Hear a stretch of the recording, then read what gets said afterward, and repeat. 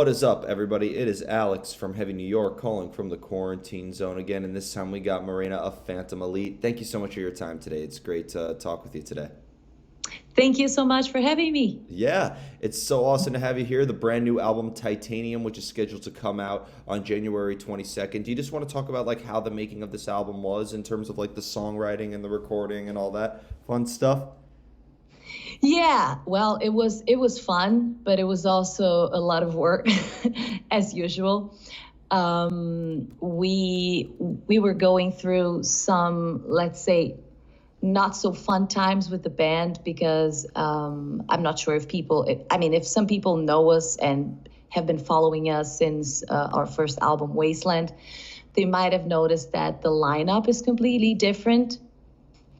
And yeah, I'm the only one left in the band from the first album, The sole which is survivor. weird. And people might think it has to be something related to me because people just leave the band. No, it really isn't. It's like various personal reasons. And anyway, so lineup ended up changing, and we were struggling a lot with many things, and also financially because supporting yourself financially as an independent artist is not the easiest thing. And we were also like, okay, changing the completely songwriting team because the first album was completely written by us since everybody was different and I never wrote the songs by myself.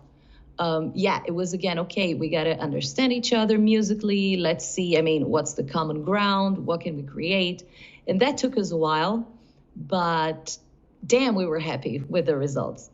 Definitely. And the Yeah. results were definitely worth it in the end from listening to this Yeah. album. And like, do you consider this maybe like in terms of its sound, is it going to be a little bit of a continuation from what we heard on Wasteland, or did we completely step outside of the box for Titanium, like almost like a brand new beginning for Phantom Elite? We didn't really think in terms of let's do this. It kind of just ended up being the way it is.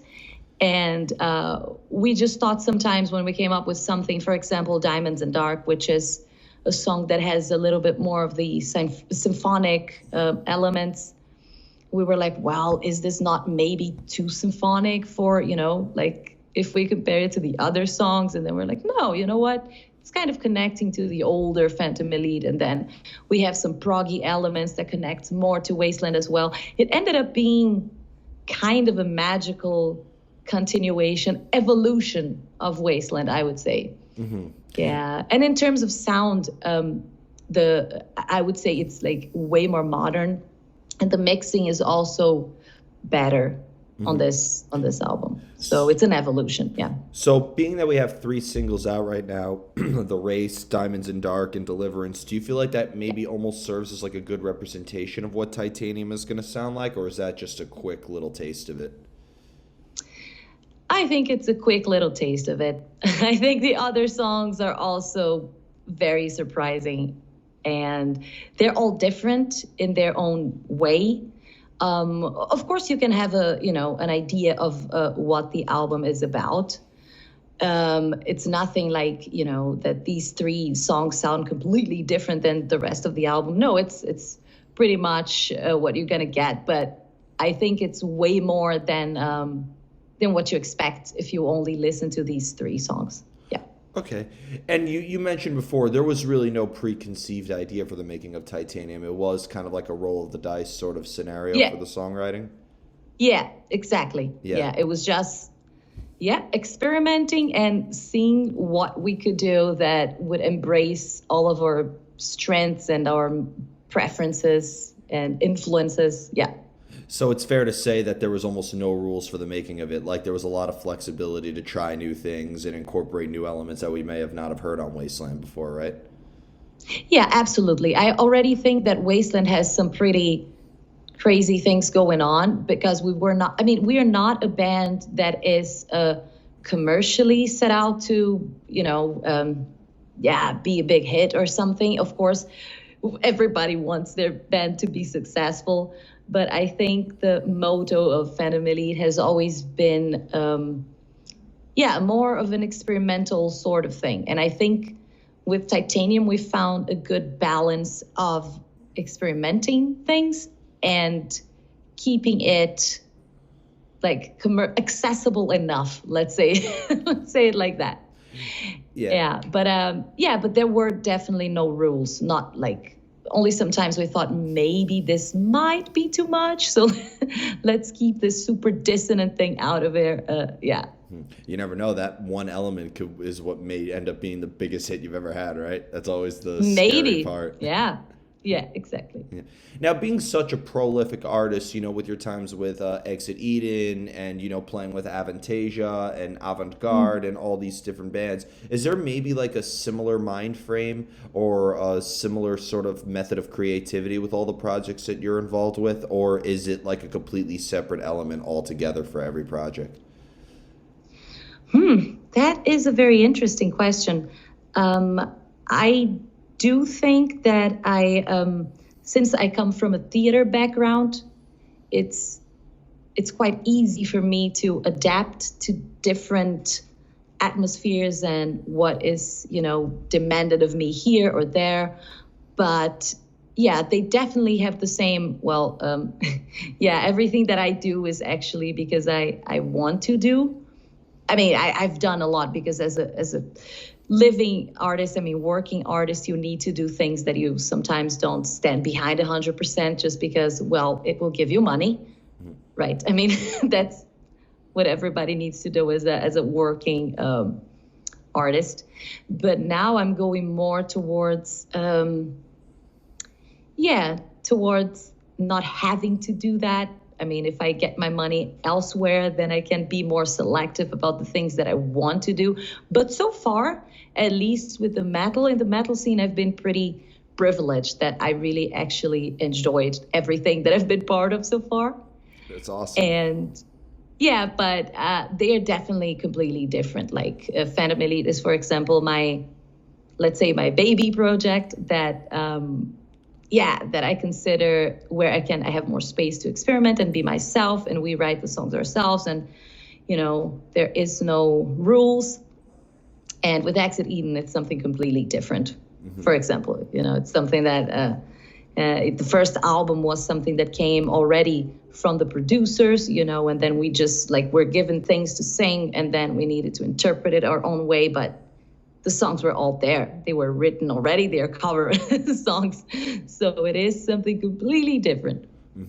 And you mentioned you have like a theater background, which I think is very, very interesting because there's actually been a history of some metal musicians who started off in the world of theater when it comes to maybe playing at a live show or maybe even recording vocals or presenting yourself on the album. Does the theater background ever help you influence? Did it ever provide some sort of skill set that helps you when you are recording as well? Do you maybe also maybe portray a character in your music that you would on the stage for theater? Yeah. Absolutely. I think it's a big help, especially because you always kind of have to be this persona unless you choose. I mean, we're talking about this more classic metal, symphonic, vibey world. That's already something where it is already more theatrical than extreme metal. Definitely. Yeah, so it's if you see Gojira on stage, they are just wearing black clothes and they're just being themselves and fuck it, let's, kick ass. And that's cool. But I think in our scene, there is already way more of this, settings and this mystery and imagery going on. And so I think that's a huge help with everything, especially when recording videos, for example, that because of that, I can just stand my ground, and be grounded and be professional about things instead of, someone is looking at me and I can't do it now because I'm feeling ashamed or something. I mean, I'm used to having to do things when I have to. So yeah, I'm very grateful to have had that. As a vocalist, have you always needed to hear the music to come up with lyrics, or has there ever been a time where lyrics, or maybe even a concept or a story, could help influence the music itself? Yeah, absolutely. It goes both ways. In the case of, because I do write some music for for myself or other projects and even other styles. And I come up with ideas in the most different ways. But if we're talking about Phantom Elite, for example, where the music is very important, the instruments are very important, I would say most of it so far has been written instrumentally, at least a sketch of it. And then I work on all the melodies and also some vocal arrangements and and then the lyrics with it as well. And I think that it with Phantom Elite, it's usually the other way around, that I listen, I hear the instrumental input, and then I have ideas to come up with something. Or sometimes, sometimes it's the other way around. I wrote a very basic song that the guys arranged the instrumentals underneath. So yeah, it's there are various ways of coming up with new songs. Yeah, and it's got to be very heartbreaking if you have like the best lyrics, but then they're always like one syllable over or under like the arrangement of the songs, and they don't fit. That's got to be very heartbreaking, right? Yeah, but I mean, we are always going back and forth with things. That's why when they come up with the instruments, it's like, okay, if I say something, okay, this, for example, this chord is not working. I want to sing something catchier. So please, can you make it, I don't know, instead of an F sharp, just do a C. I don't know, something like that. And yeah, well, we're used to going back and forth with things. Yeah. Mm-hmm.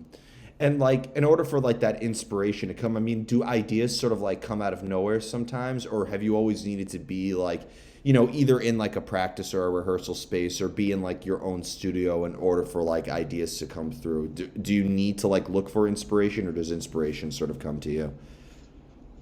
Both happen. Yeah. Sometimes I'm in the shower. Yesterday, for example, I was in the shower and I just started singing, like, I had this amazing chorus idea in my head. And I was like, I need to record this. And I was like, kept singing it so I wouldn't forget until I got to my phone and recorded it. So that's something that happens. But most of the times I know that I need to write something, and then I just make sure I'm well rested and I start the day early.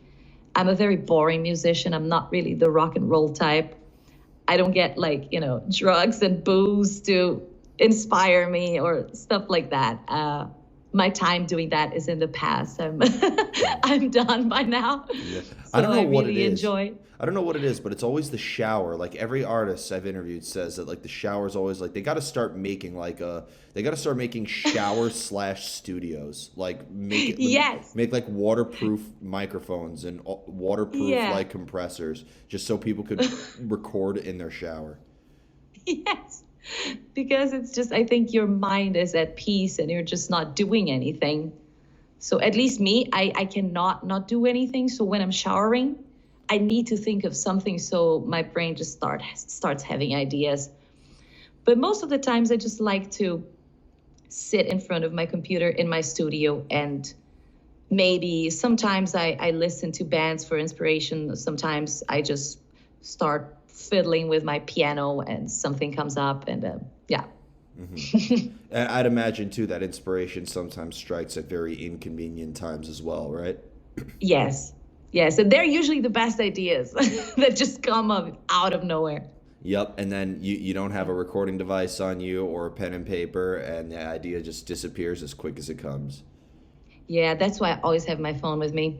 Yeah. The track Silver Lining in Titanium is a good example of that. I was in the train somewhere, and I was just so pissed. I was coming back from somewhere super far for work, and the train was just stopped somewhere, and I was having just almost like a mental breakdown. So I started writing Silver Lining in the train, and I had this chorus idea, and I was like, I need to sing this, and I was just, kind of, mumbling it on the microphone, whispering, and that's how the song started. Actually, were people looking at you on the train?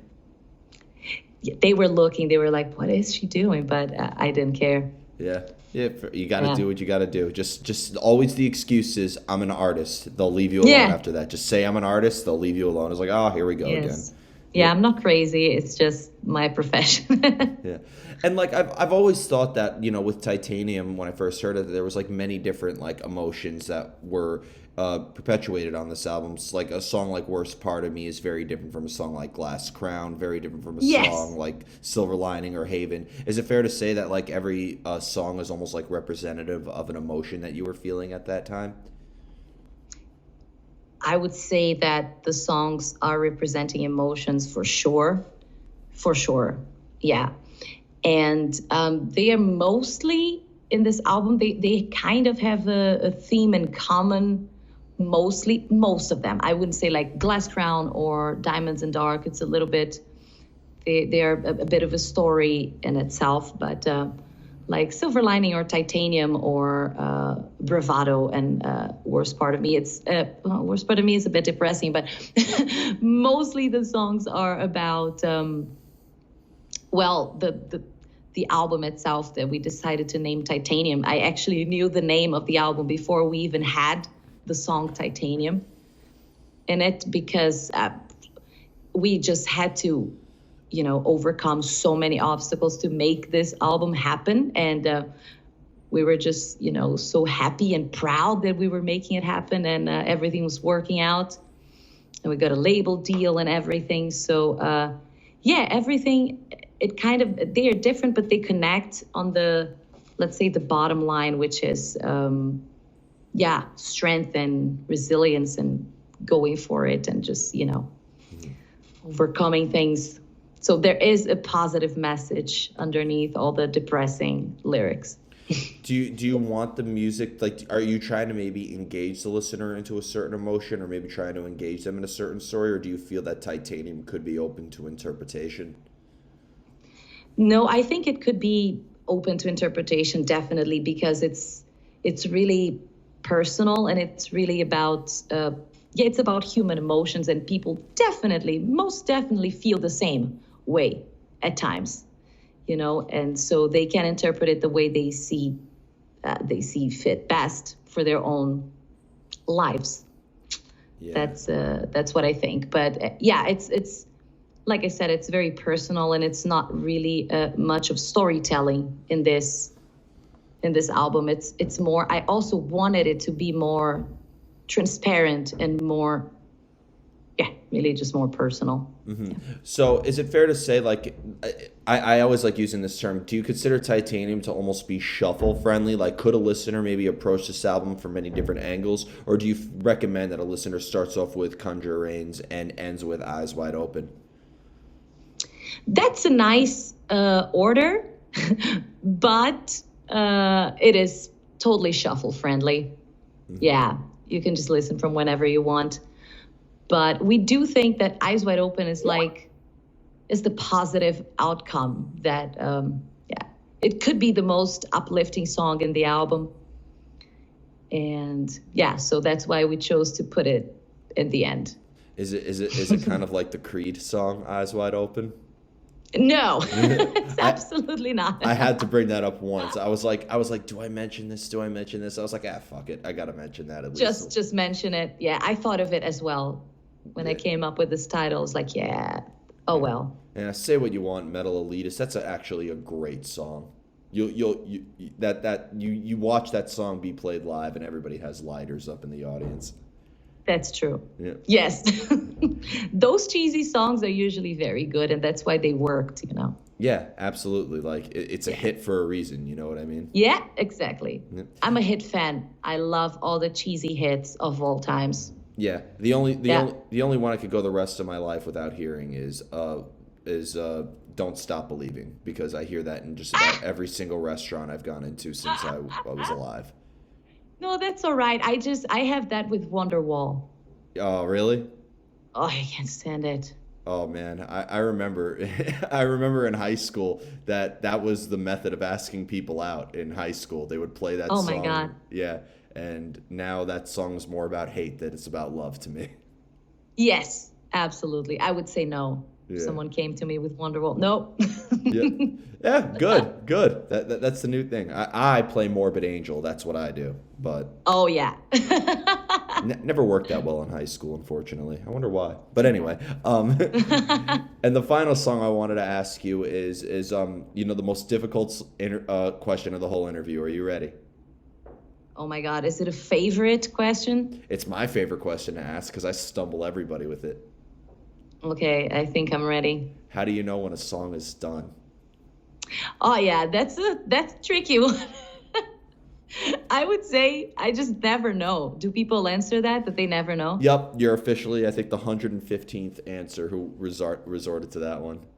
Yeah, yeah. I never know. I just, at some point, we just decide to abandon it because we could tweak it forever. And especially in this Phantom Elite team, we're like a bunch of perfectionists, and like the two boys that are with me in the band, and the Sander Holmans is also, they're all like hopeless perfectionists.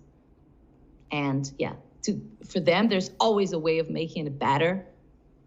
Yeah, I'm the more relaxed one, weirdly enough, and I'm also like that. So Yeah. Well, I feel like if you do tweak it too much, I've always said that art is life, and you don't want to abandon it too early, but you also don't want to suffocate it at the same time.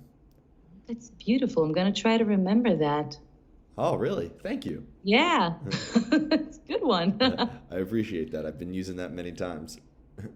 Yeah, it's really good. Thank Oh, you. you don't want to suffocate it. Mm. Thank you. So before we go, I want to thank you so much for your time today. I really enjoyed this discussion. Is there just anything else that you would like to promote for the release of Titanium? Obviously, thanks to a certain virus that shall not be named. Obviously, touring isn't Amazing. happening. Touring isn't happening at the moment, but is there a chance that maybe like to hold us over, we could get some live stream performances or anything else with Phantom Elite that you would like to plug?